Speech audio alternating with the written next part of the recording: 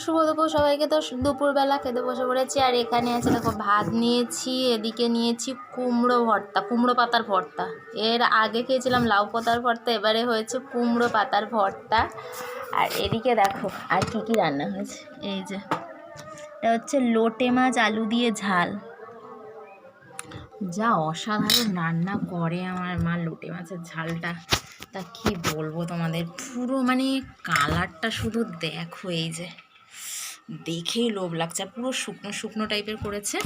তো এখানে লোটে মাছের ঝাল, আর এদিকে দেখো এই যে টমেটো মৌটি মাছ দিয়ে আর একটু কুল দিয়ে করেছে টক। উফ, অসাধারণ দেখতে লাগছে তো।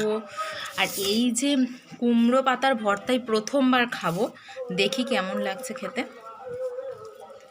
এর আগে লাউ পাতার ভর্তা খেয়েছিলাম, কিন্তু এই প্রথমবার কুমড়ো পাতার ভর্তা করেছি, দেখি কেমন লাগে।